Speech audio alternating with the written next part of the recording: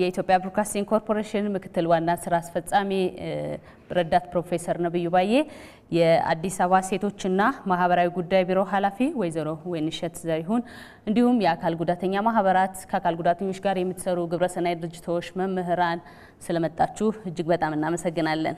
እንግዲህ ከ1989 ዓመተ ምህረት በወርሃ የካቲት ወር ላይ የተጀመረው የኢትዮጵያ ብሮድካስቲንግ ኮርፖሬሽን ለመስማት የተሳናቸው በምልክት ቋንቋ ዜናና ፕሮግራም ተደራሽ በማድረግ ላለፉት 28 ዓመታት ድምጽ ሆኖ ሲያገለግል ቆይቷል። ለመስማት የተሳናቸው ብቻ ሳይሆን እንግዲህ እንደሚታወቀው ሌሎችንም አካል ጉዳተኞችን በማሳተፍ በማህበራዊ፣ በኢኮኖሚያዊ፣ በፖለቲካዊ ተሳትፎና ተካታችነታቸው እንዲረጋገጥ በርካታ መረጃዎችን ሲሰጥ መቆየቱ ይታወቃል። እንግዲህ በኢቢሲ እንግዲህ ዛሬ በይዘትና በአቀራረብ ብሎ በጀመረው ፕሮግራሙ ሂደቱ የምልክት ቋንቋ ፕሮግራም አንዱ ነውና ከዛሬ ለነገ የተሻለ ነገር ለማቅረብ የእናንተ እርዳታ ከእናንተ ጋር መደጋገፍ ከአካል ጉዳተኞች ጋር ከሚሰሩ ማህበራት ልጆች መምህራን ሁላችሁም እዚህ ያላችሁት በሙሉ የእናንተ ድጋፍ ያስፈልጋልና ይህን ምክንያት በማድረግ ነው 28ኛ ዓመታችንን ስናከብር ከእናንተ ጋር የተገናኘንበት ምክንያት ይሄ ነው። በድጋሚ እናመሰግናለን። ከመስማት የተሳናቸው ብሔራዊ ማህበር ሴቶችና ከአካል ጉዳተኛ ሴቶች ብሔራዊ ማህበር ወይዘሮ ድባቤ እጅግ በጣም እናመሰግናለን። የኢትዮጵያ አካል ጉዳተኛ የህግ ባለሙያ ማህበር የኢትዮጵያ ጋዜጠኛ አካል ጉዳተኞች ማህበር ከሌሎች ደግሞ ከመሰረቱት ከ28 ዓመት በፊት የምልክት ቋንቋ እንዲመሰረት በርካታ አስተዋጽኦ ያበረከቱ ግለሰቦች እዚህ አሉ። ዶክተሮች አሉ፣ መምህራኖች አሉ።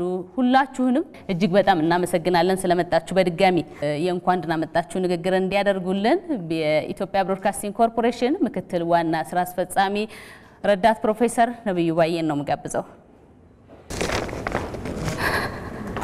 ክብርት የአዲስ አበባ ሴቶች ቢሮ እንዳልሳሳት ደግሞ ስሙን የህፃናት ማህበራዊ ጉዳይ ቢሮ ኃላፊ የተከበራችሁ የኢትዮጵያ ብሮድካስቲንግ ኮርፖሬሽን ኃላፊዎች የተከበራችሁ የአካል ጉዳተኞች ማህበራት መሪዎች እዚህ ያላችሁ ጥሪ የተደረገላችሁ ሁላችሁም እንኳን ደህና መጣችሁ ላለው በድጋሚ በኢትዮጵያ ብሮድካስቲንግ ኮርፖሬሽን ስም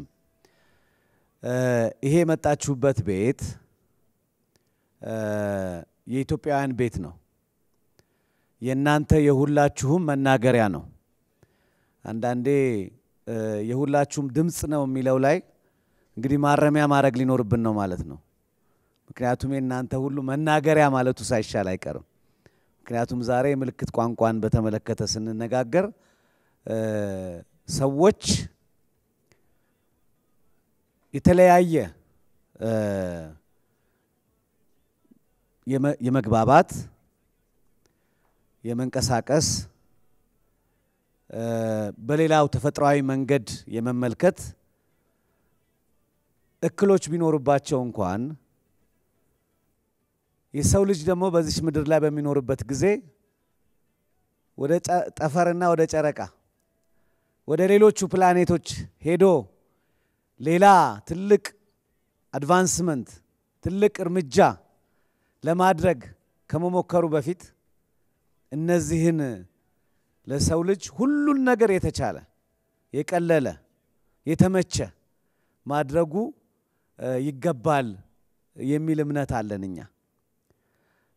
ለዚህ ነው በዚች ሀገር ውስጥ እንደ ትልቅ ሚዲያ የዛሬ 28 ዓመት የምልክት ቋንቋን የኢትዮጵያ ሕዝብ እንዲያውቀው ሌሎች ደግሞ በእነዚህ በዛ ጊዜ በዜና በፕሮግራም በመሳሰሉት እንጠቀምባቸው የነበሩት ቋንቋዎች የማይሰሙ የማይገነዘቡ ወገኖቻችን ደግሞ እንዲገነዘቡት ለማድረግ ስራ የተጀመረው በጊዜው የነበሩትን የስራ ኃላፊዎች በሙሉ በዚህ ረገድ ማመስገን ያስፈልጋል። 28 ዓመት በፊት ምንም አይነት ምልክት ሳይኖር ይሄንን የምልክት ቋንቋ የጀመሩ ኃላፊዎች በጊዜው ዜና ያቀርቡ የነበሩትን ባለሙያዎች በሙሉ ማመስገን ያስፈልጋል። 28 ዓመት በፊት እና በዛ ዘመን አካባቢ ዜናዎች በምልክት ቋንቋ በተወሰነ ይቀርቡ ነበር። የ30 ደቂቃ ፕሮግራም ነበረ። 28 ዓመት ቆይተን ዛሬ በቀን 1 ሰዓት የምልክት ቋንቋ ፕሮግራሞች አሉ። ዜና ብቻ ሳይሆን መረጃ ብቻ ሳይሆን ፕሮግራሞች የተለያዩ የሚያስገነዝቡ የሚያሳውቁ የሚያስተምሩ በጥበብ የተሞሉ የአካል ጉዳተኞችን የጥበብ ኤክስፕሬሽኖች የሚያሳዩ ፕሮግራሞች ሁሉ የሚቀርቡበት ደረጃ ላይ ደርሰናል። አሁን ይበቃናልም አንልም። ከዚህ በላይ ደግሞ የበለጠ ብዙ ስራዎች ይጠበቁብናል። በነገራችን ላይ የቋንቋዎች ዘርፍና የቋንቋዎች ቻናል ላይ ከሚቀርበው ፕሮግራም ባለፈ እዚህ ሰኒ ያለች የሬዲዮ ዘርፍ ኃላፊ ናት። በሬዲዮዎችም ውስጥ የአካል ጉዳተኞችን መብቶች የሚያስከብሩ ዕውቀት የሚያስተላልፉ የተለያዩ ፕሮግራሞች በኤፍኤም አዲስ 97.1 በኢትዮጵያ ሬዲዮ ላይ በጣም ብዙ ስራዎች ይሰራሉ። ይሄ አሁንም ቅድም እንዳልኩት ኢትዮጵያ ብሮድካስቲንግ ኮርፖሬሽን ወደ 10 አካባቢ መውጫዎች ያሉት በቀን 240 ሰዓት ኮንተንት የሚያመርት ትልቅ ተቋም ነው። በእነዚህ ውስጥ ሁሉ የአካል ጉዳተኞችን ጉዳይ ሜይንስትሪም እያደረግን የምንሄድበትን ብዙ ስራዎች እንሰራለን። ብዙ እቅዶችም ብዙ ሐሳቦችም አሉን። ከዚህ አንፃር እዚህ ያላችሁ ማህበራት መሪዎች ከዚህ አንፃር አብረን እንድንሰራ ጥሪያችንን እናስተላልፍላችኋለን። አብራችሁንም እየሰራችሁ ያላችሁትን በጣም እናመሰግናለን። ቅድም ለመጠቆም እንደመኮርኩት ሁላችንም በሳይንስ ዘርፍ ያለን፣ በትምህርት ዘርፍ ያለን፣ በጤና ዘርፍ ያለን፣ በጥበብ ዘርፍ ያለን፣ በሚዲያ ዘርፍ ያለን፣ በሁሉም ዘርፎች ውስጥ ያለን ሁሉ ባለሙያዎች፣ ሰራተኞች፣ ኃላፊዎች እቺ ትልቅ ሀገራችን ትልቅ የምትባለው ማንንም ወደ ኋላ ባለመተዋ መሆን እንዳለበት መረዳት አለብን። ማንም ሰው ከውቀት መቅረት የለበትም። ማንም ሰው ከመረጃ መቅረት የለበትም። ማንም ሰው አስተዋጽኦ ሊያደርግበት የሚገባውን አቅም ልንነሳው አይገባም። ሀገራችን ያላትን መረጃ ለሁሉም የማድረስ ስራ ብቻ ሳይሆን መረጃዎችን የሚያፈልቁ አካል ጉዳተኞችንም ማግኘት ይገባታል። በእውቀት የመጠቁ፣ በርዕይ የበለጸጉ፣ በጥበብ የሰፉ አካል ጉዳተኞች በእኛ ሚዲያ ውስጥ በተለይ ገብተው ብዙ ስራዎች እንዲሰሩ እንፈልጋለን። እዚህ ቅድም በመጣበት ጊዜ የተወሰኑ ልጆች አግኝቼ ነበር እና እነዚህ ልጆች ኢትዮጵያን አይደል ፕሮግራም ውስጥ መጥተው የአቅማቸውን የጥበብ አቅማቸውን ያሳዩ ነበሩ። እነዚህ መስማትም የተሳናቸው ሆነው ግን የጥበብ ደሞ ችሎታቸው በጣም ከፍ ያለ ነው። ስለዚህ አሁንም በራችን ክፍት ነው፣ ሰፊ ነው። የሚሆነው መልእክት ለማድረስ ብቻ አይደለም። እናንተ የይዘት ምንጭ እንድትሆኑ፣ የይዘት አቅራቢ እንድትሆኑ፣ ስራ እንድትሰሩበት ይሄ ትልቁ ቤታችሁ ተዘጋጅቶ ይጠብቃችኋል ለማለት ነው የምፈልገው። 28 ዓመት ሙሉ የመጡትን የተሳተፉትን የለፉትን ዛሬም እዚሁ ፊት ለፊት የማየው አሰፋ በቀለ አለ፣ የዚህ ዘርፍ ምክትል ዋና ስራ አስፈጻሚ ነው። በጣም በዚህ ጉዳይ ላይ ትልቅ ትኩረት ሰጥቶ ሰሞኑን በሙሉ ሲጨነቁ ነበረ፣ ሲሰሩ ነበረ። እስከዳርም አለች እዚህ በጣም ጎበዝ የኛ ባልደረባ ናት። በዚህ ረገድ ብዙ ስራዎች እየሰራች ነው እና ይሄንን ትልቅ ስራ መስራት ይገባናል። እኔም እንደ ግለሰብም በተለይ አካል ጉዳተኞች ሁኔታ ከዚህ ቀደም በጣም ያሳስበኛል። አሁን ደግሞ በተለይ የኔ ልጅ አንዱ ልጄ የአካል ጉዳት ያለበት ነው እና በሱ ምክንያት በጣም ብዙ ትምህርቶች ተምሬያለሁ፣ ብዙ ዕውቀቶችን አዳብሬያለሁ።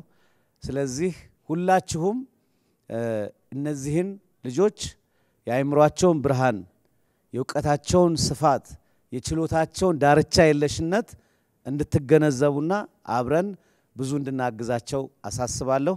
እንኳን አደረሳችሁ 28 ሆናችኋል 280 ዓመት ደግሞ 2800ም ከዛ በላይም ያኑራችሁ ብዬ መርቃችኋለሁ ማለት ነው። መልካም ጊዜ ለሁላችሁም እመኛለሁ። አመሰግናለሁ። የኢትዮጵያ ብሮድካስቲንግ ኮርፖሬሽን እንግዲህ ምክትል ስራ አስፈጻሚ ረዳት ፕሮፌሰር ነብዩ ባዬ እጅግ በጣም እናመሰግናለን። ከ28 ዓመት በፊት ሲጀመር ጥረት ሲያደርጉ የነበሩ መስማት የተሳናቸው ከቀድሞ አፍንጮ በር በተለምዶ የምንለው ቦታ አሁን በልማት ምክንያት ማህበሩ ተነስቷል እዛ ቦታ። በእርግጥ ግን ከዛ ተነስተው በቸርቸር ጎዳና አቋርጠው የድሮ ኦልድ ኦፊስ የኢትዮጵያ ብሮድካስቲንግ ኮርፖሬሽን ብሔራዊ ያለው ድረስ የእግር ጉዞ በማድረግ የተለያዩ ታፔላዎችን በመያዝና መልእክቶች ያዘሉ ንግግሮችን በማድረግ ከአስተርጓሚዎች ጋር በመሆን እነሱ በምልክት ቋንቋ በመናገር ጥረት ያደረጉበት የተወሰነ ትዕይንት አለን። ቀንጨብ ያለች ቪዲዮ እንድናስታውሳችሁ እሱን በመቀጠል እንጋብዛለን።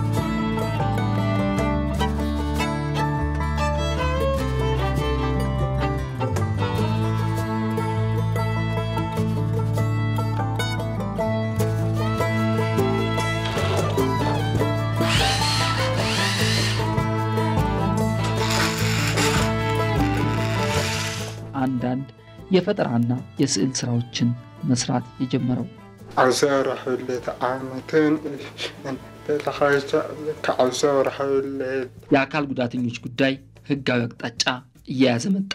በኢትዮጵያ ታሪክ ለመጀመሪያ ጊዜ የአካል ጉዳተኞችን መብት እውቅና ሰጠ። ለአካል ጉዳተኞች መብት እውቅና ማጠናከሪያ የሆኑ መሰረቶችን ለመጣል ችለዋል። የኢትዮጵያ ቴሌቪዥን ድርጅት የመስማት የተሳናቸው ፕሮግራም ዝግጅት ክፍል ይሄንን ዝግጅት ከኢትዮጵያ መስማት የተሳናቸው ብሔራዊ ማህበር ጋር በመቀናጀት ለመጀመሪያ ጊዜ ነው ያዘጋጀነው።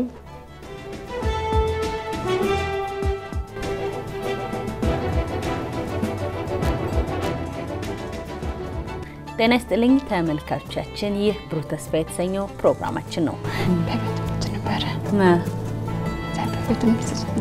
ስምምነቱ የምክር ቤቱን ሁለገብ እንቅስቃሴ ለህዝብ ግልጽ በሆነ መንገድ ለማድረስ ያግዛል ተብሏል። መስማት የተሳናቸው ታሪኮች ያጋጥሟቸዋል። ምልክት ቋንቋን የኢትዮጵያ ህጎች ውስጥ እንዲያካትት ትልቅ በር ይከፍታል።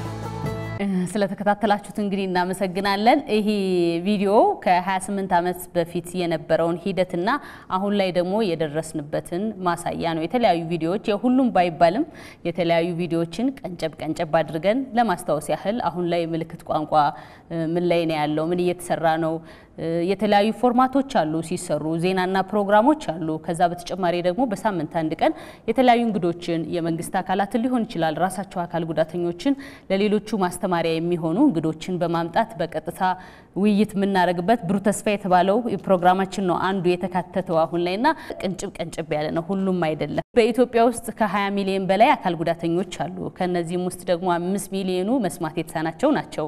በጤና በማህበራዊ በትምህርት በተለያዩ ጉዳዮች ላይ መስማት የተሳናቸው ላይ እዚሁ ስላላችሁ ታውቁታላችሁ የሚያጋጥሙትን ተግዳሮቶች፣ የኮሙኒኬሽን ባሪየር ወይም የተግባቦት ችግሮች ያጋጥሟቸዋል። እነዚህ ነገሮች ለመፍታት ምልክት ቋንቋ የግድ አስፈላጊ ጉዳይ ነው። አሁን ላይ በርግጥ ምልክት ቋንቋ እውቅና የለውም። እውቅና ለማሰጠት በጣም በርካታ ጥረት የተደረገ ነው። ባሳለፍነው ጥር ወር ላይ ከጥር 6 እስከ ጥር 9 15ኛው ዓለም አቀፍ የምልክት ቋንቋ ጉባኤ ተካሂዷል። እዚህ ይታወቃል። ለመጀመሪያ ጊዜ ነው በአፍሪካም በኢትዮጵያም የመጀመሪያው ነበርና ትልቁ ለምልክት ቋንቋ እውቅና እንዲሰጥ ጥረት የምናደርግበት ትልቁ ጉባኤ ነበር እንደ ሀገርምና እስቲ ከዚህ ጋር በማካተት የኢትዮጵያን የምልክት ቋንቋ እድገትና ተግዳሮቶችን በሚል ጥናታዊ ጽሑፍ ተዘጋጅቶልናል። ዶክተር መኮንን ሙላት ይባላሉ። አሁን ላይ የመስማት የተሳናቸው ማህበራዊና ትምህርት ፕሮጀክት ማናጀር ናቸው። ዶክተር መኮንንን በመስማት የተሳናቸው ማህበረሰብ በኩል ማያውቃቸው ሰው የለም። ከ20 ዓመት በላይ ሆሳና አዳሪ ዴፍ ትምህርት ቤት በርካታ አስተዋጽኦ ያበረከቱ እንዲሁም ደግሞ በ2010 ላይ የበጎ ሰው ተሸላሚም ነበሩ። በሚያበረከቱት አስተዋጽኦና ትልቅ የሀገር ባለውለታ ናቸው። ዶክተር መኮንንን ጋብዛለሁ። ዶክተር መኮንን ሙላት። እሺ አመሰግናለሁ። እንግዲህ all protocols observed ሁላችሁም እንኳን ለዚህ ለ28ኛው ዓመት የኢትዮጵያ ቴሌቪዥን ምልክት ቋንቋ አገልግሎት ስርጭት አደረሳችሁ ማለት ፈልጋለሁ። ለማቅረብ ያሰብኩት የኢትዮጵያ ምልክት ቋንቋ እድገትና ተግዳሮቶች በሚለው አርዕስት ላይ ነው። እንግዲህ ሁላችንም እንደምናውቀው ቋንቋ የሰው ልጆች መግባቢያ ነው። ቋንቋ የሰው ልጆች ፍላጎታቸውን የሚገልጹበት፣ ሌሎችን የሚረዱበት፣ በጥልቀት ሐሳባቸውን የሚግባቡበት መሳሪያ ነው። ቋንቋ ስንል ደግሞ የንግግር ቋንቋ ሊሆን ይችላል፣ እንደዚሁም የምልክት ቋንቋ ሊሆን ይችላል። የምልክት ቋንቋ ከንግግር ቋንቋ የሚለየው በዋናነት በአፋችን የምንናገረውና በጆሮአችን የምንሰማው ሳይሆን ነገር ግን በእጃችን የምንናገረው በአይናችን የምንሰማው ቋንቋ ነው እና በእጃችን በፊታችን በሰውነት እንቅስቃሴ የምንናገረውና በአይናችን የምናዳምጠው ወይም የምንሰማው የራሱ የሆነ ሰዋሰዋዊ ህግ ያለው የመስማት የተሳናቸው ህዝቦች ቋንቋ ነው ማለት ነው። ምልክት ቋንቋ ልክ እንደ ማንኛውም ቋንቋ እንደ ልሳን ቋንቋ እንደ ንግግር ቋንቋዎች ሁሉ በተመሳሳይ ማለት ነው ማሟላት ያለባቸውን ቋንቋዎች ሁሉ መሰረታዊ ባህሪያትና ሌሎች ህጎች ሁሉ ያሉት መስማት የተሳናቸው የሚግባቡበት የሚማሩበትና ህይወታቸውን የሚማሩበት ቋንቋ ነው ማለት ነው እና ምልክት ቋንቋ አብዛኛውን ጊዜ የተሳሳተ አመለካከት አለ በሰዎች ዘንድ። በዓለም ላይ ሁሉም ምልክት ቋንቋ አንድ አይነት ይመስለናል። ያ አይደለም። ምልክት ቋንቋ እያንዳንዱ ሀገር የራሱ የሆነ የምልክት ቋንቋ አለው። የኛ ደግሞ የኢትዮጵያ ምልክት ቋንቋ ይባላል ማለት ነው። ሌላው የምልክት ቋንቋ አገልግሎት ላይ የዋለው በመቀጠል በኢትዮጵያ ቴሌቪዥን ነው። በተለይም ደግሞ ኢቲቪ ፈርቀዳጁና የመጀመሪያው ነው ይሄንን ስርጭት ሲጀምር ቀደም እንደተባለው ማለት ነው እና በዚያን ጊዜም ወንድማችን ተገኝጃለታ ቀደም ያያችሁት በዚህም በመካከላችን ወንድማችን ደመቀም አለ። ብዙ መረጃዎችን ዜና ሌሎች ኢንፎርሜሽኖችን ሁሉ ለመስማት የተሳናቸው ሲያቀርቡ ቆይተዋል ማለት ነው እና እኛም በዚያን ጊዜ ስልጠናዎችን ስንሰጥ የኢቲቪ ተጠቃሚዎች ነበር። በተለያዩ ቦታዎች የተለያዩ ክልሎች እየዞርን ስልጠናዎችን በመሰጥበት ጊዜ የኢቲቪ ጋዜጠኞች ተገኝም አብረው እየሄዱ ይዘግቡ ነበር። በዋና ዜናም ላይ እየተካተተ ይቀርብ ነበርና ያ እንግዲህ ለአንደኛ በኢትዮጵያ ቴሌቪዥን የሚተላለፈው መልእክት መስማት የተሳናቸውን በዋናነት ኢንፎርሜሽን ተደራሽ እንዲሆኑ ያደርጋቸዋል።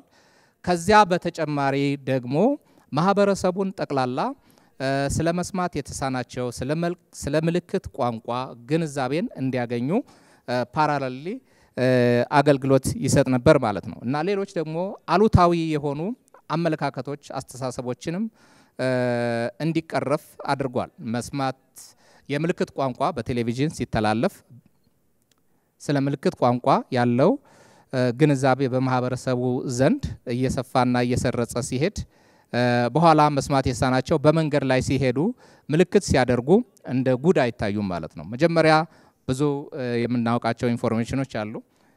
መስማት የተሳናቸው በመንገድ ላይ ምልክት እያደረጉ ሲሄዱ ሰዎች ጥርጣሬ ያድሩባቸው ነበር። ስለምንድን ነው የሚጠቋቋሙት?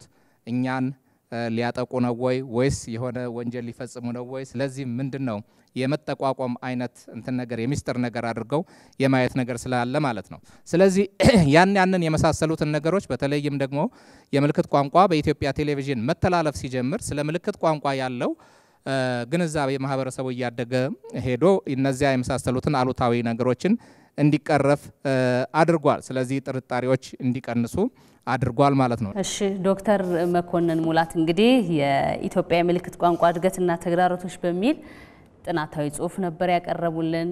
ያው መስማት የተሳናቸው ጋር እንግዲህ ቀደም ሲል መሳቸውም እንደተናገሩት እኛም እንደምንናገረው በሚታይ አይነት አካል ጉዳት ስላልሆነ ሰዎች ለመርዳት ቀድመው ድጋፍ ለማድረግ አይነሳሱም።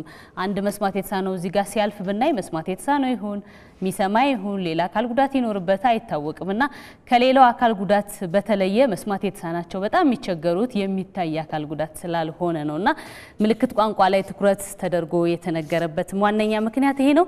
እዚህ ላይ እስቲ አጠር አድርገን አንድ ሶስት ሰዎች ሐሳብ መስጠት የምትፈልጉ። መስማት መሳን ከሌሎች አካል ጉዳቶች በበለጠ አደጋ ላይ ይጥላቸዋል። ከአካል ጉዳቱ ጋር የሚኖሩት በተለይ ግጭቶች ሲኖሩ በድምጽ መመለስ ያለባቸው ማምለጥ ያለባቸው ቦታ ላይ መረጃ ቶሎ ስለማይደርሳቸው አደጋ ላይ ሊወድቁ እንደሚችሉ ከሌሎች በተለየ ይታወቃልና ተግዳሮቶቹ እንዳሉ ሆነው የተወሰኑት ግን ፕራዮሪቲ የሚፈልጉ ይመስለኛል። እንደ ሪኮመንዴሽን ከተቀመጡት ውስጥ በተለይ የምልክት ቋንቋ አስተርጓሚዎችን ማሰልጠን ዋና ፕራዮሪቲ መሆን ያለበት ይመስለኛል። ምክንያቱም ቋንቋ ነው፣ እንደ ማንኛውም ቋንቋ ነው። ሰዎች በተፈጥሮ አዲስ ቋንቋን መማር እንወዳለን። ቻይንኛን እንማራለን፣ እንግሊዝኛ መማር እንፈልጋለን አይደለም? ብዙ የውጭ ሀገር ቋንቋዎችን ለመማር እንፈልጋለን፣ የሀገር ውስጦችንም ጨምሮ። ስለዚህ ይህም ቋንቋ ነው። የመማር ፍላጎት እንዳለ ይሰማኛል። እኔም በልዩ ፍላጎት ሙያ ውስጥ ስለሆነ ያለሁት በደንብ መሰልጠን ያለባቸው ይመስለኛል አስተርጓሚዎቹ። ለዚህ ደግሞ መስማት የተሳናቸውና ቋንቋውን በደንብ የሚያውቁት ሰዎች ተባባሪ ሆነው ሁኔታዎችን ማመቻቸት ያለባቸው ይመስለኛል። ሌላው ብዙ አስተርጓሚ ማሰልጠን የሚጠቅመን የሀገር ውስጥ ስብሰባዎች ሲካሄዱ በቀላሉ አፎርደብል የሆነ የማስተርጎም ስራ እንድናገኝ ያደርገናል። ምክንያቱም አፎርደብል ስላልሆነ ወጪ ተጨማሪ ወጪ የሚጠይቅ ስለሆነ ብዙ ጊዜ መረጃዎችን አያገኙም። ስብሰባዎች ላይ የትርጉም ስራ ለማምጣት ያንን ሙያ ያላቸው ሰዎች የሚጠይቁት ገንዘብ አንዳንድ ጊዜ አፎርደብል ስለማይሆን አይጠሯቸውም፣ እንደ ዋናም ጉዳይ አይወሰድም እና የትርጉም ስራ የሚሰሩትን ሰዎች ሜይንስትሪም ቢደረግ ከተቻለ ዲፓርትመንትም የሚከፍቱ ዩኒቨርሲቲዎች ካሉ ኮሌጆች ካሉ ቢበረታቱ ያ ቋንቋውን በጣም እንዲበረታ ያደርገዋል። በከተማም ውስጥ ልክ ቻይንኛ እናስተምራለን፣ አፋን ኦሮሞ፣ ትግርኛ ወይም ደግሞ ፍሬንች እናስተምራለን እንደሚሉት ምልክትም ቋንቋ የማስተማር የማሰልጠን ሴንተር የመክፈት ኃላፊነት በተለይ ደግሞ ቋንቋውን የሚችሉት ሰዎች ኢኒሼቲቭን ቢወስዱ ቋንቋውን በጣም ማበልጸግ የሚቻል ይመስለኛል። ይሄ በዋናነት ችግሩን የሚፈታው ይመስለኛል። ይችን ለመጨመር ነው። አብዛኛው ዶክተር መኮንን በደንብ አቅርቦታል። አመሰግናለሁ። ምንድነው ያው ምልክት ቋንቋ ተግዳሮቶች ላይ ያሉ መልካም ሁኔታዎች ላይ ጥሩ አድርጎ ፕሬዘንቴሽን አቀርቦልናል። የሚታዩ ችግሮችን ለማስወገድ በጣም ይረዳናል ብዬ አስባለሁ። እና እዚህ ላይ ያው ሚዲያ የሚጫወተው ሚና ቀላል አይደለም። ለምልክት ቋንቋ እውቅና እና የማህበራችን የአዲስ አበባ አካል ጉዳተኞች ማህበር ከኢቲቪ ጋር አንድ ውል ነበረን ማለት ነው። በዚህ ፕሮግራም ላይ አርብ እንዲቀርብና ያ ውል በተለያየ ምክንያት በፊት በነበሩት አመራሮች ችግሩ ከኛ ነውና በታሰበለት ሰዓት አየር ላይ ሊውል አልቻለምና አሁን እዚህ ቢሮ ኃላፊዎችም ስላሉ በማህበሩ ስም ጠይቀው ይህን ውላችንን አድሰን ስራው መስራት ብንችል ትልቅ ስራ መስራት እንችላለን። መንግስት አሁን የአካል ጉዳተኞች እኩል ተጠቃሚነት ላይ እና ተሳትፎ ላይ መመሪያ ውርዷል፣ ያካቶ ትግበራ እና በጣም ትኩረት እየሰጠ ነው። ጥሩ ነገሮች ስላሉ ያበረታታል እና የሚዲያ ሽፋኑ ደግሞ ተጨምሮ ሰፋ ቢል ብዙ ነገሮች መስራት ስለምንችል ይሄ ነገር እንዲታይልን በማህበሩ ስም ጠይቃለሁና ባለው ነገር ደስ ብሎኛል። አመሰግናለሁ። የኢትዮጵያ ብሮድካስቲንግ ኮርፖሬሽን በቴሌቪዥን የምልክት ቋንቋንና የአካል ጉዳተኞችን ጉዳይ ብቻ ማቅረብ ሳይሆን በአጠቃላይ በትልቅ ቀናነት እኛ የምናቀርበውን በኤፍኤም አዲስ 97.1 ላይ የሚቀርበውን ጣፋጭ መዝናኛን ጨምሮ ትልቅ እገዛ እያደረገ ይገኛል። ከዚህ በፊት የኢትዮጵያ ብሮድካስቲንግ ኮርፖሬሽን እንዲህ አይነት ፕሮግራሞች እንዲቀርቡ በሚጠየቅበት ጊዜ የኃላፊውን ቀናነትና ከዚያ ጋር የተያያዙ ጉዳዮች ትልቅ ማነቆ የሆኑ ነበር። አሁን ረዳት ፕሮፌሰር ነብዩን ጨምሮ በጣም በርካታ አስተዋጽኦ ሊያደርጉ የሚችሉ የስራ ኃላፊዎች ስለመጡ የተለያዩ ተባባሪ አካላት እዚህም የኛ አጋሮች ያላችሁ ኤልዳም ኢዩድናም ሌሎቻችሁም ከቴሌቪዥኑም ከሬዲዮኖቹ ጋር ብትሰሩ የበለጠ ፕሮግራሞቹ እንዲያድጉ ማድረግ ትችላላችሁ ያስባለሁ። አሁን አቶ አሰፋም መጥቷል በቋንቋዎች ዋና ዳይሬክተርነት። ይሄም የዛሬው ፕሮግራም አንዱ የሱም አስተዋጽኦ ነው ብዬ አስባለሁ። ስለዚህ ሁላችንም ማገዝ ይገባናል ለማለት ነው። በጣም አመሰግናለሁ። እሺ ሁላችሁንም በጣም እናመሰግናለን። አሁን በቀጥታ ስርጭት ቀደም ሲል ከ28 ዓመት በፊት ምልክት ቋንቋ ስርጭት ሲጀመር ተገኝ ጃለታን ታውቁታላችሁ አይደል? ምልክት ነው። ተገኝ ጃለታን በቀጥታ ስርጭት እናገኘዋለን፣ ሰላም እንለዋለን። ሰላም ተገኝ፣ እንዴት ነህ? ሰላም ናችሁ ወይ? ሰላም ናችሁ? ስላዩ በጣም ደስ ብሎኛል። እስኪ በተወሰነ እዚህ ያሉ እንግዶች አሉ። እንግዲህ መጀመሪያ እነሱን ሰላም በልና የተወሰነ ከ28 ዓመት በፊት ካበረከትካቸው አስተዋጽኦች ጀምሮ እንዴት እንደነበር አጀማመሩ ምን ይመስል እንደነበር እንዲው አጠር አድርገህ። ይህ የፕሮግራሙ አጀማመር እንደዚህ አሁን እንደሚታየው ቀላል አልነበረም። እኔ ልክ የምልክት ቋንቋን በ1984 እና 85 ከተማርኩ በኋላ ነበረ አንዳንድ ሁኔታዎች በተለይ የምልክት ስማር በመማርበት ጊዜ የአባቴ በት ስላረፈ በአጭር የተዋወቅኳቸው መስማት የተሳናቸው የማጽናናቱን ስራ ከማንኛውም በበለጠ ሁኔታ የያዙት እነሱ ነበር እና በወቅቱ እኔ ምን አድርጌላቸው ነው ይሄን ያህል ከኔ ጋራ ለኔ እንደዚህ የሚያደርጉት የሚል በጣም አስብ ነበረ። ከዛ በኋላ ግን እየቀረብኳቸው በሄድኩ ጊዜ በቀልድም በምንም የሚደርስባቸው ብዙ መንገድ ላይ በቤተሰብ ውስጥ በፖሊስ ጣቢያ በሆስፒታል በመራቢ የሚደርስባቸውን ችግር ይገልጹታል። እነሱ እየቀለዱ አንዚ ለቅሶ ቤት ላይ ስንሰበሰብ ወይ የሆነ ቦታ ቸርች ውስጥ ከአገልግሎት በኋላ የሚገልጿቸው ነገሮች ያሳቁን፣ ነገር ግን ውስጣቸው ህመም አለ። የምልክት ቋንቋን ቤተሰቦቻቸው ባለማወቃቸው ማህበረሰቡ መንግስትም የተለያዩ አካላቶች ትኩረትም ስላልሰጧቸው በዚህ ላይ እሱ በጣም በብዙ ተጠቂዎች ነበሩ እና ምንስ ማድረግ ይቻላል የሚለውን በማስብበት ጊዜ በኢትዮጵያ መስማት የተሳናቸው ብሔራዊ ማህበር ውስጥ የበጎ ፈቃድ አገልጋይ ነበርኩ። በዛኝ ነው አንድ መጽሔት ያየሁት። አንድ መጽሔቱ ምን ይላል? እንግሊዝ ሀገር አንዲት መስማት የምትችል የምልክት ቋንቋ አስተርጓሚ በቴሌቪዥን መስኮት ምልክት ቋንቋ ፕሬዘንቴሽን ስታቀርብ ያሳይ ነውና ያንን ካነበብኩኝ በኋላ ተጨማሪ አንዳንድ ሪሰርቾችን በጊዜው ለማወቅ ይቻሉ የመካኒሳ ትምህርት ቤትም አካባቢ ቦሌ አልፍ መስማት የተሳናቸው ትምህርት ቤትም አካባቢ አንዳንድ መረጃዎችን ለማግኘት ሙኩኝ። ከዛ በኋላ ነው ለኢትዮጵያ ቴሌቪዥን በወቅቱ አዲስ አበባ መዘጋጃ ቤት ነበረ ኢትዮጵያ ጊዮርጊስ አካባቢ ማለት ነው። በዛን ጊዜ አንድ ፕሮፖዛል አዘጋጀሁና አቀረብኩኝ።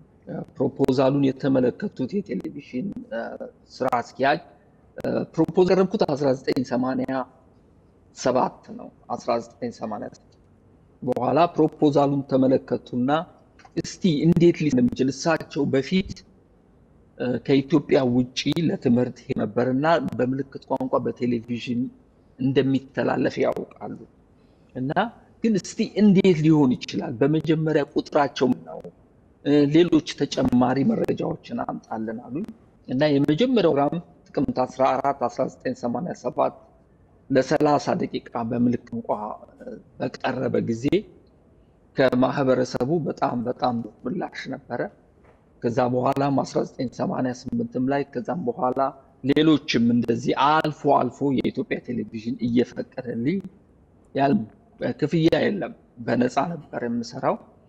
የኢትዮጵያ ቴሌ ቦርድ በወሰነ ጊዜ በ1990 ዓመት ካለሁበት ቦታ ተጠርቼ ፕሮግራሙ እንዲጀመር የቦርዱ ስለወሰነ በቋሚነት የ30 ደቂቃ ፕሮግራሞቹን ጀመር።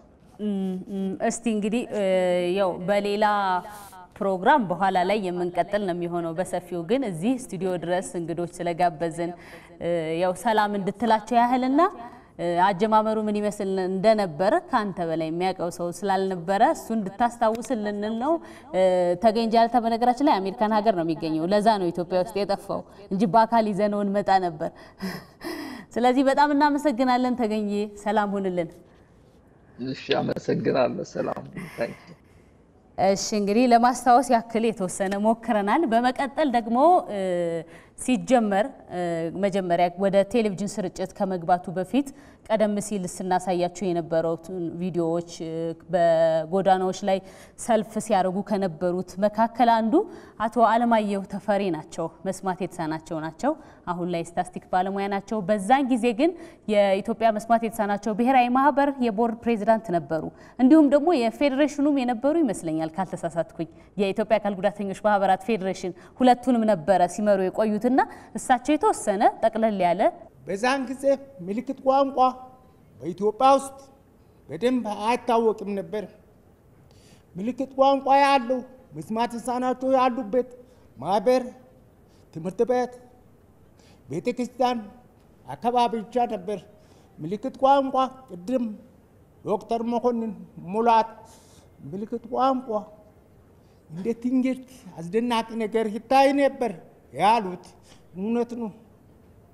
መዝናኛ ቦታዎች መንገድ ላይ ምልክት ቋንቋ ያሳየን በምንጓዝበት ጊዜ ብዙ ሰው ገንዘብ የለውም ቆሞ ያየናል። ሰው ያፈጥብናል። በቃ ምን መጣ ይላሉ። ይሄ በጣም ችግር ነበር። ኢትዮጵያ ቴሌቪዥን ፕሮግራም ከተፈቀደ በኋላ ግን ታላቅ ገንዘብ ለውጥ አምጥቷል።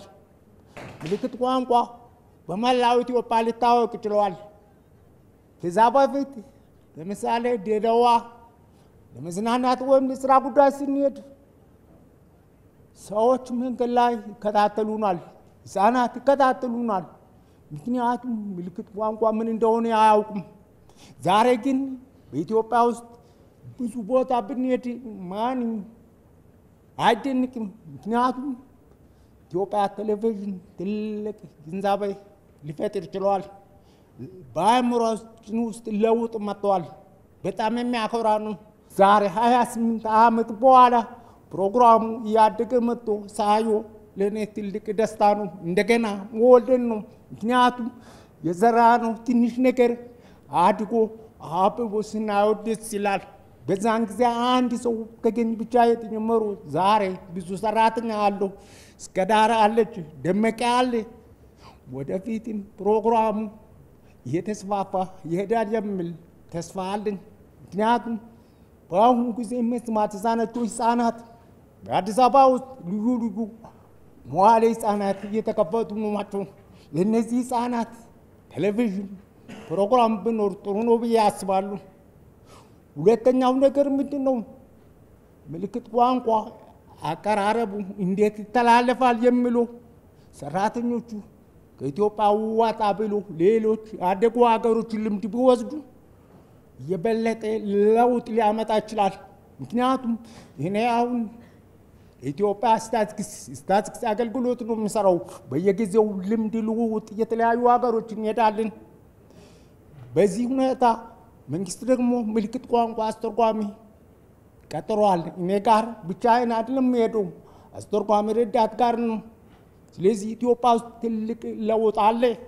ነገር ግን ተጨማሪ ትምህርት ስልጠና ያስፈልጋቸዋል። ጋዜጦቹ ወጣ ብሎ አፍሪካም ለምሳሌ ደቡብ አፍሪካ ወይም አውሮፓ ሄደው ልምድ ቢወስዱ፣ ምክንያቱም አንዳንድ አቀራረቡ ላይ መሻሻል አለበት የሚል ሀሳብ መስማዛረቱ በየጊዜው የሚያነሱ ስለሆነ ሰራተኞቹ ልምድ ወስዱና የበለጠ ለውጥ ቢመጣ ጥሩ ይመስለኛል። በተረፈ ግን ሁላችንም እንኳን ደስ አለን። አመሰግናለሁ። ጨረስኩ። በጣም እናመሰግናለን አቶ አለማየሁ ተፈሪን። በመቀጠል ደግሞ በወቅቱ አሁን ላይ ባለው በወቅቱም የጀመረ ነው ጋዜጠኛ ደመቀ ከበደ ነው። በወቅቱም ነበር አሁን ደግሞ ስላለው ምን እየተሰራ እንደሆነ ያሉትና ባራዊ ሁኔታ እንዲው አጠር አድርጎ የድሮውን ብቻ ከማስታወስ ሳይሆን አሁን ያለውንም ከማስታወስ ከመንገር ያክል ደግሞ እሳቸው ትንሽ አሁን ሄልት ናየው የዛሬ 28 ዓመት ምልክት ቋንቋ ምን እንደነበረ ሁላችንም ስናስበው ከባድ ነበር ብለን ነው የማስበው። አሁን የ28 ዓመታት ምልክት ቋንቋ ብቻ አይደለም መስማት የተሳነው ሲባል ራሱ ህብረተሰቡ ግንዛቤ ባልነበረበት ጊዜ ያንን ከባዱን ፈተና አልፈን ነው እዚህ የደረስነው። ቀላል አይደለም። በዛን ጊዜ የምልክት ቋንቋ ፕሮግራም ሲጀመር በይነ ድጋፍ ሰልፍ የወጣሁበት ጊዜ ነበረ። እኔም ደስታዬን ለመግለጽ ሰልፍ የወጣሁበት ጊዜ ነበር። እዚህ አልተቀጠርኩም፣ ግን ሌሎች መስማት የተሳናቸው አካል ጉዳተኞችም ቤተሰቦችም ሰልፍ በወጡበት ጊዜ እኔም አብሬ ተሳታፊ ነበርኩኝ። እዚህ የምልክት ቋንቋ ፕሮግራም የተቀጠርኩት በ1997 ዓመተ ምህረት ነበረ። በዛን ጊዜ ጊዜው ፈታኝ ነበረ። ተገኝም የትምህርት ዕድል አግኝቶ ውጭ የሄደበት ጊዜ እኔም ብቻዬን 6 ወር የሰራሁበት ጊዜ ነበረ። ያኛው በቀላሉ የሚታይ አልነበረም። ይሄንን በትዕግስትም በአንድ ጥንካሬ እዚህ ደርሻለሁ። በዛን ጊዜ በሳምንት 1 ቀን ብቻ ነበረ። ሁለተኛ መስማት የተሳናቸው መረጃው በቂ ባይሆንም ግን ግንዛቤ ያስጨበጠበት ጊዜ ነበረ። ከዛ በኋላ ተሻሽሎ በሳምንት 3 ቀን ሆነ። አሁን ደግሞ ስንመለከት ሳምንቱ ሙሉ የምልክት ቋንቋ ዜናም ፕሮግራምም እየቀረበ ነው ያለው። ይሄ ምንድን ነው የሚያሳየው? ከትላንት ዛሬ የተሻለ ሆነን ያገኘነው። የቀረው ነገር ቢኖርም እንኳን ነገም ደግሞ የተሻለ ነገር ይመጣል። ግን እያስተማርን አሁን ስለ ምልክት ቋንቋ ግንዛቤ አግኝተናል፣ ትምህርት አግኝተናል። ምልክት ቋንቋ መስማት የተሳናቸው መረጃ የሚያገኙበት ስለሆነ ለወደፊቱ የወቅታዊ ዜናዎችም ሆነ ፕሮግራሞችም በስፋት የሚደርስበት ሁኔታ እያመቻቸን እንቀጥላለን ብዬ አስባለሁ። አመሰግናለሁ። በጣም እናመሰግናለን። ደመቀ ከበደ የኢቢሲ እንግዲህ አንጋፋው ጋዜጠኛ ነው። ከ10 ምናምን ዓመት በላይ ያገለገለም የሚገኝ ጋዜጠኛ ነው። በመቀጠል ደግሞ ኢቢሲ 28 ዓመት ድምጽ ሆኖ ስላገለገለ ማመስገን እፈልጋለሁ ያሉ የመስማት የተሳናቸው አሉ። የሚያመሰግኑት በግጥም ነው። ገጣሚ ንጉሴ ሞገስ ይባላል። አሁን የግጥሙ ርዕስ ለውለታው ልቀት ነው የሚለው። በጣቴ ሳወራ ሰው ይፈራኝ ነበር፣ ኢቲቪ ከጎለ ቆሞልኝ እንዲቀር የዛሬ ላርገው ሰዎች እየሸሹት በጣቴ ሳወራ እጅግ የሚፈሩት ወዳጆቼ ሁሉ አብዝተው ቀረቡት። ልሳኔ በሉት ጣቴን አላወቁ በቲቪ ሳዩት ያኔ እኔም ባወቁ ያለኝንም እውቀት ለመቅሰም ጠየቁ። 28 ያህል ዓመታት አለፉ ያን አስፈርቻቸው ጥለውኝ አለፉ። ሰው ሌላም ነው ጎል ተሰለፉ። ያለ ባይኖር ኖሮ ኢቲቪ ከጎለ እድል ቢስ ነበርኩ እንጃ ሰው ሆነ። በካቲት ወር ላይ መጋቢት ሳይገባ እንደ አድዋ ድል እንደ ካራማራ እድል ፊት አዙሮ ወደ እኔ ቤት ገባ። መቺ ብቻ ሆኖ የቲቪ ውለታ ዋልታን ወለደልኝ ሰከርኩኝ በደስታ። ተስፋዬ ለምልሞ አገኘሁ እርካታ። ሌሎችም ጣቢያዎች ፍንጭ ያሳዩ ጀመር። የአዲስም ኢቢኤስ ስንቶቹን ልዘርዝር? ከድምፅ አስ ብለው በጣትም ማላገር የመረጃ ፍሰት እኩል ሳይሆን ለሰው ከአራት ቋንቋዎች ቀጥሎ ነበረ ለኔ የደረሰው። ይህ ሲመሰክር አንጀት ላረሰው ባለሙያ ኑሮን ከእንግዲህ የራሴ መንገድ ብቻ ቀረኝ ልትፋለጅ ነፍሰ ከአገር ከዓለም ለማየት ከፍ ብላ ከአብራኳ የወጣው ታላቋ ተብላ ልሰጥ ዝግጁ ነኝ ጸጋዬ በሙላ።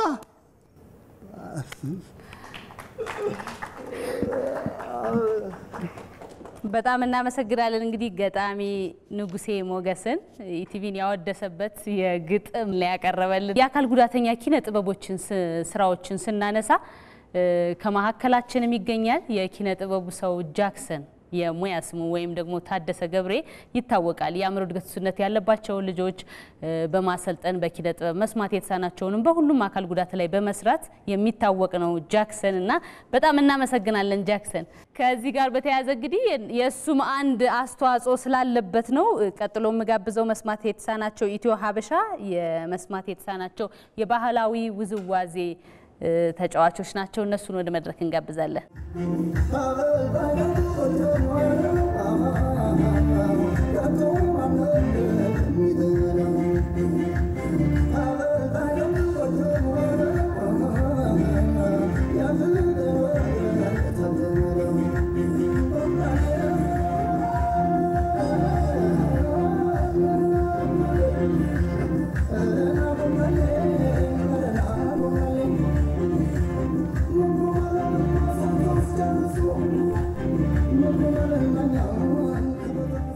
ቀደም ሲልም እንግዲህ እንዳልነው በኪነ ጥበብ ስናነሳ ጃክሰን ይታወቃል። የአእምሮ እድገት ውስንነት ያለባቸው ልጆችም ያሰለጥናል። እንዲሁም ደግሞ የተለያዩ የእንቅስቃሴ አካል ጉዳት ያለባቸው መስማት የተሳናቸውን ጭምር በርካታ አስተዋጽኦ ካበረከቱት መካከል ነው። የአዲስ አበባ ሴቶች ህጻናትና ማህበራዊ ጉዳይ ቢሮ ወይዘሮ ወይንሸት ዘሪሁን የመዝጊያ ንግግር ያደርጉልናል። የዛሬው በዓል ሲከበር እኔ እጅግ በጣም አድርጌ በቢሮአችን ስም ማመስገን የምፈልገው ይሄንን ትልቅ አንጋፋ ልምድ ያለው በርካታ አመራሮች ያሉት እና በርካታ ሰራተኞች ያሉት እህቴን እስከ ዳርን ጨምሮ እጅግ በጣም ማመስገን የምፈልገው 28 ዓመት ቀላል አይደለም። በሀገራችን ደረጃ ስናየው እንደ ቢሮአችን አጠቃላይ እንደ ሚኒስቴር መስሪያ ቤትም ጭምር የነበረው አጠቃላይ ስራ በጣም በርካታ ስራዎች በአካል ጉዳተኞች ላይ መብታቸውን ከማስከበር ደህንነታቸውን ከማስጠበቅ ጋር ተያይዞ መስማት የተሳናቸውንም ጨምሮ በርካታ ስራዎችን ሰርተናል። ሆኖም ግን አሁንም ስቲል ይቀራል። የመስማት የተሳናቸው 28ኛ ዓመት የምልክት ቋንቋ ሲከበር አሁንም በርካታ ችግሮች አሉ የተባለ ቀደም በፕሬዘንቴሽኑ ዶክተር እንዳቀረበው የኛም ቢሮ ጨምሮ ባለድርሻ አካላት የሚዲያ አካላት ሁላችንም ተባብረን ተጋግዘን ሰፋፊ ስራዎችን መስራት ይኖርብናል የሚል እምነት አለኝ። የሃይማኖት አባቶች፣ ቤተሰቦች የኛን ቢሮ ጨምሮ ሁላችንም ተባብረን ቀደም ያነሱትን ችግሮች ለመፍታት አብረን እንሰራለን። እኔም በዚሁ አጋጣሚ ቃል ገባለሁ። እጅግ በጣም አድርጌ አመሰግናለሁ።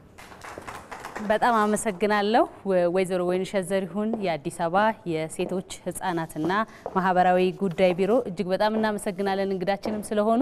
የመጨረሻ ስንብት እንግዲህ ቀጥሎ ምን እንደሆነ ፕሮግራማችን የዘርፉ ኃላፊ አቶ አሰፋ በቀለ መልእክት 1 ደቂቃ ነግረውልን ይወጣሉ። ኢቢሲ በጣም ብዙ ስራ ለመስራት ካሳለፍነው ጊዜ በላይ ከፊታችን ያለው ጊዜ ይበልጣል ብለን እናስባለን። ብዙ ስራ ለመስራት እየተዘጋጀን ያለነው። በዚህ ዘርፍ ላይ ያላችሁ አካላት በሙሉ በድጋሚ ከኛ ጋር እንድትሰሩ ጠይቃለሁ። እዚህ ስለመጣችሁ ደግሞ በጣም አመሰግናለሁ። እግዚአብሔር ያክብርልን። አመሰግናለሁ። ፕሮግራማችን አጠናቀናል። ስለመጣችሁ በጣም እናመሰግናለን። እግዚአብሔር ያክብርልን።